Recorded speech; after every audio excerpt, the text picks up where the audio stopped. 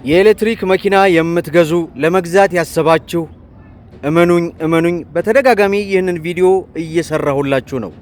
ብዙዎች እስቲ ዛሬ ስለ ውሊንግ ሚኒባሶች እናወራለን። እነዚህ ውሊንግ ሚኒባሶች አሁን ማርኬት ላይ በጣም በብዛትና በስፋት እየታዩ ይገኛሉ። ከፕራይሳቸው አፎርደብል ከመሆኑ አንጻርም ተነስቶ በጣም ብዙ ሰዎች እነዚህ 14 ሰው የሚጭኑ ተሽከርካሪዎች ሚኒባሶችን መግዛት አስቤያለሁ የሚል አይነት ጥያቄ ጠይቁኛላችሁ፣ በተደጋጋሚ ትደውላላችሁና ለአብዛኛዎቻችሁ ነው ለሁላችሁ መልሰው መልስ ተሽከርካሪው 14 ሰው ትክክል መጫን የሚችል አይደለም፣ ቴክኒካሊ ግን ችግር የለበትም የሚል ድፍን መልስ ነው መልስላችሁና ዛሬ ለእናንተም ይሁን ሌሎችም ተሽከርካሪ መግዛትም መጠቀም ለምታስቡ ሰዎች ጠቅላላ መረጃ እንዲሆናችሁ ነው ይሄን መረጃ እያቀረብኩላችሁ ያለሁት። እንግዲህ እነዚህ ተሽከርካሪዎች በካምፓኒ ደረጃ ሲመረቱ ፐርፐዝሊ ለካርጎ አገልግሎትና ወደ ሰው መጫን አገልግሎት ከገባ ደግሞ ማክሲመሙ ሹፌርን ጨምሮ 9 ሰው እንዲጭን ተደርጎ የተሰሩ ተሽከርካሪዎች ናቸው።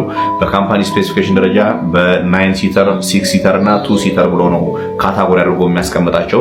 በድራይቪንግ ሬንጅ ደረጃ ደግሞ አሁን የ2025ዎቹ የምትገዙ ከሆነ በ310 እና በ400 ኪሎ ሜትር ኦፕሽን አላቸው። 2026ዎቹን ልትገዙ የምትችሉበት አጋጣሚ ካለ ግን ትንሽ አፕዴት ያተደረጉ እነሱም በ300፣ 330 እና 440 ኪሎ ሜትር ቫሪያንት ያለውን ለማርኬት አቅርበዋል ማለት ነው። እነዚህ ተሽከርካሪዎች እንግዲህ ድራይቪንግ ሬንጃቸው ሲቀመጥ የመጫን አቅማቸውና የምትነዱባቸው ስፒድ ሁሉ ፓራላል አብሮ መቀመጥ ያለበት ነገር ስለሆነ እናንተ ኮንሲደር ማድረግ ይጠበቅባቸዋል ብዬ የማስባቸውን ነገሮች ነው ማንሳት የፈለኩት። ይህም እንግዲህ ይህ ተሽከርካሪ አሁን የ2025 ሞዴሉ ከሆነ እናንተ ያላችሁ መግዛት ያሰባችሁት ማክሲመም ስፒድ 90 ኪሎ ሜትር ፐር አወር ብቻ ነው መሄድ የሚችለው። እዛ በዚህ ማክሲመም ስፒድ ስትሄዱበት የባትሪ ኮንሰምፕሽኑ በጣም ከፍ ያለ ነው። አሁን ኢትዮጵያ ውስጥ እንደምታዩት ደግሞ 14 ተሳፋሪና አንድ ሹፌር አድርጋችሁ ሙሉ ሰው ጭናችሁ የምትሄዱ ከሆነ የዚህ ተሽከርካሪ ሎዱ በጣም ከፍ ያለ ስለሚሆን ለምሳሌ ከዚህ አዳማ 100 ኪሎ ሜትር የምትሄዱበት ከሆነ ደርሶ መልስ አስባችሁ 400 ኪሎ ሜትር ደርሼ እመለሳለሁ ብላችሁ ብትሄዱ ይሄ ተሽከርካሪ አድርሶ ላይ መልሳችሁ ይችላል ማለት ነው።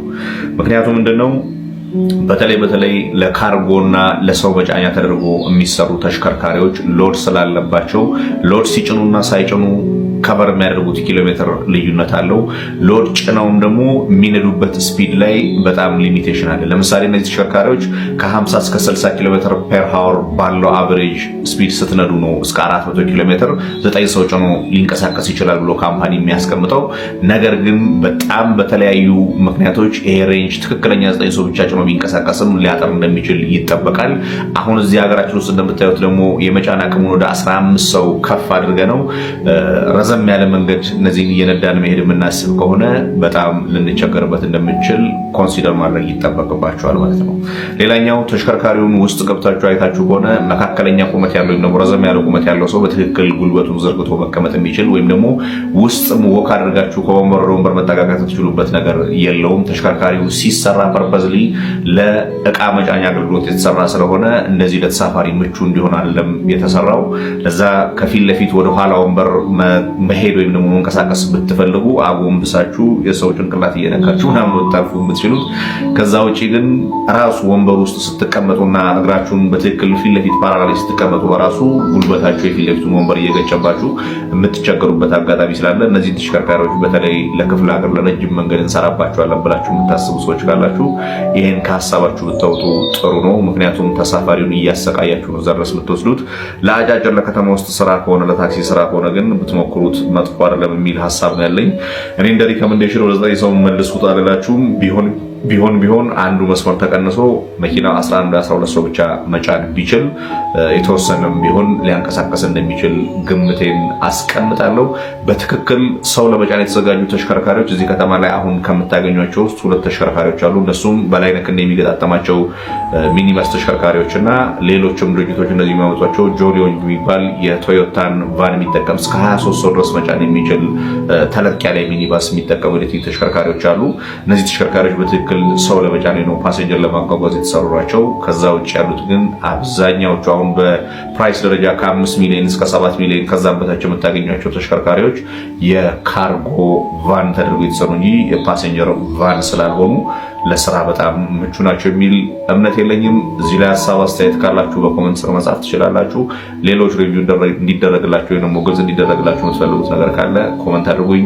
መልካም ጊዜ።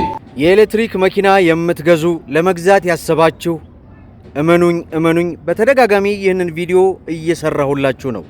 ብዙዎችን እየተመለከትኩ ነው። ሰሞኑን በመዲናችን አዲስ አበባ ላይ የኤሌክትሪክ መኪና እየገዙ ያለ ፍተሻ እጅግ ከባድ ወጪ እያወጡ ነው።